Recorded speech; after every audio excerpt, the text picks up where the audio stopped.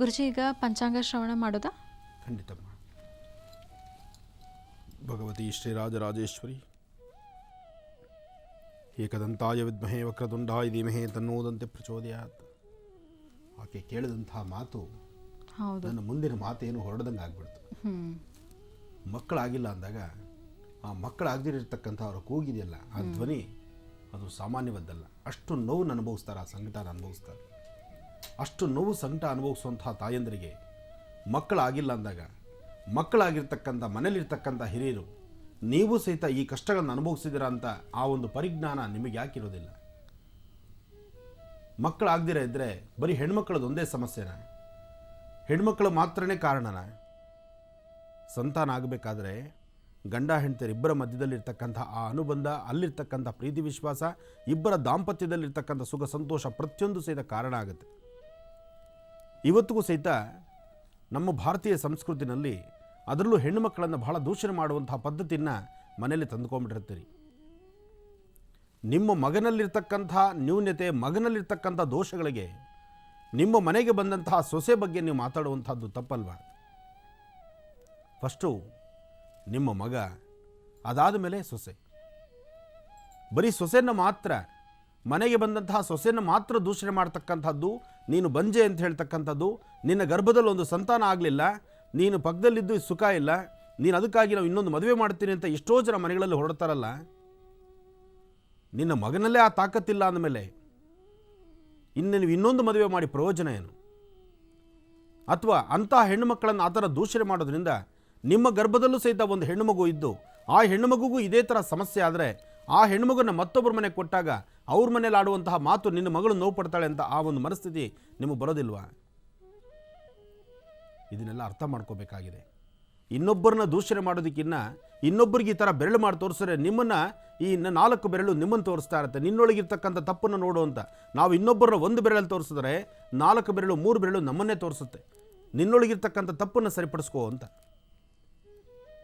ಯಾವುದೇ ಒಬ್ಬ ತಾಯಂದ್ರಿಗಾಗಲಿ ಸಂತಾನ ಆಗಿಲ್ಲ ಅಂದಾಗ, ಆ ಸಂತಾನ ಇಲ್ದಿರತಕ್ಕಂತಹ ತಾಯಂದಿರು ಮನೆಗೆ ಬಂದಾಗ ಅವರಿಗೆ ಮಕ್ಕಳು ಮುಟ್ಟೋದು ಕೊಡದಿರ ಇರ್ತಕ್ಕಂಥದ್ದು, ಸಣ್ಣ ಪುಟ್ಟ ಮಕ್ಕಳ ತೊಟ್ಲು ಮುಟ್ಲಿಕ್ಕೆ ಬಿಡದಿರ ಇರ್ತಕ್ಕಂಥದ್ದು, ಮಕ್ಕಳ ನಾಮಕರಣದಲ್ಲಾಗಲಿ ಅಥವಾ ಮಕ್ಕಳಿಗೆ ನಾವು ಮಾಡಿಸುವಂತಹ ಯಾವುದೇ ಒಂದು ಶುಭ ಸಮಾರಂಭದಲ್ಲಿ ಅಂತಹ ಸಣ್ಣ ಪುಟ್ಟ ಮಕ್ಕಳನ್ನು ಯಾರಿಗಾರು ಸಣ್ಣ ಪುಟ್ಟ ಮಕ್ಕಳನ್ನ ನೋಡ್ರೆ ಎತ್ಕೋಬೇಕು, ಆಡಿಸ್ಬೇಕು, ಮುದ್ದಿಸ್ಬೇಕು ಅನ್ನೋ ಒಂದು ಆಸೆ ಬರುತ್ತೆ. ಸಣ್ಣ ಮಕ್ಕಳನ್ನು ನೋಡಿದ್ರೆ ಯಾರಿಗೂ ಆಸೆ ಆಗೋದಿಲ್ಲ.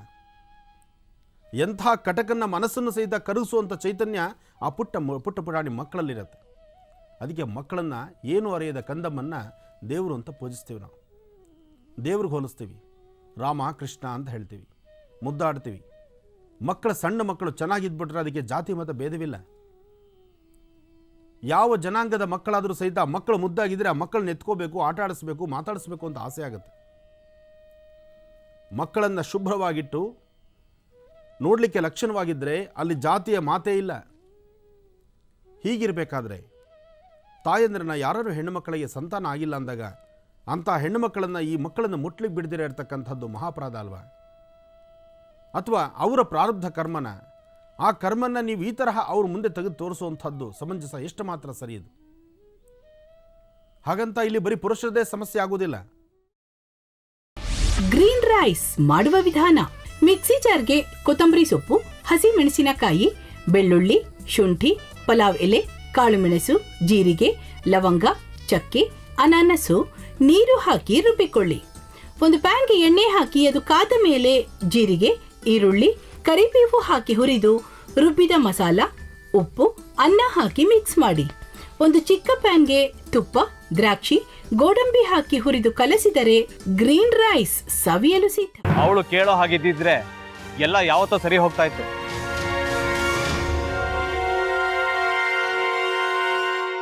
ಅದಕ್ಕೆ ನೀವಾದ್ರೂ ಏನು? ನಾನಾದ್ರೂ ಏನತ್ತೆ? ಅವಳ ಹತ್ರ ಬಂದು ನೀನ್ ಸೋಲೋದ್ ಬೇಡ, ನಾನೇ ಸೋಲ್ತೀನಿ, ನೀನ್ ನಮ್ಮ ತಂದೆಗೆ ಅವಮಾನ ಮಾಡಿದ್ರು ಪರವಾಗಿಲ್ಲ, ದಯವಿಟ್ಟು ಮನೆಗೆ ಬಾ ಅಂತ ಬೇಡ್ಕೋಬೇಕಾ? ಹಾಗೆಲ್ಲ ಅಳಿ ಅಂದ್ರೆ ಸಂಸಾರ ಅಂದ್ಮೇಲೆ ಇಂಥದೆಲ್ಲ ಏನಾದ್ರೂ ಒಂದು ಇದ್ದೇ ಇರುತ್ತೆ. ಹೋರಾಟ ಮಾಡಿದ್ಲು.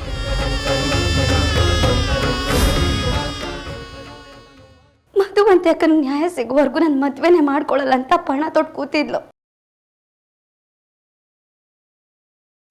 ಪ್ರಾಣನೇ ಇಟ್ಕೊಂಡಿದ್ಲು ಕಣ ಅಕ್ಕ.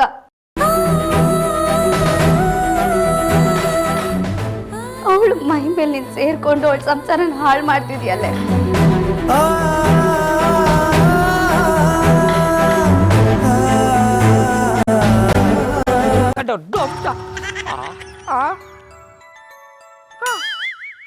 ಇದ್ಯಾವುದಪ್ಪ ಹೊಸ ನಂಬರಿಂದ ಫೋನ್ ಬರ್ತದೆ. ಆ ಫೋಟೋ ತಗೊಂಡವೇನಾದ್ರು ಬೇರೆ ನಂಬರಿಂದ ಮಾಡಿರ್ಬೋದಾ? ತೊಂದರೆ ಇಲ್ಲ, ಎತ್ತು ಬಿಡು. ಹಲೋ, ಏಯ್ ಪಟ್ಟಾಪಟ್ಟಿ ಚಡ್ಡಿ ಬನಿಯನ್, ಏನೋ ಮಾಡ್ತಾ ಇದ್ಯಾ? ಶಿವನೇ ಶಂಭುಲಿಂಗ, ನಿನ್ ಜೊತೆಗೆ ಮಾತಾಡ್ದವನೇಲಪ್ಪ. ಅಲ್ಲ ಶಿವ, ಯಾಕೆ ಹಿಂಗ್ ಫೋನ್ ಮಾಡಿ ನಂಗೆ ಜಂತುಳ ಬಿಡ್ತಾ ಇದೆ? ಏಯ್ ವಾಯ್ಸ್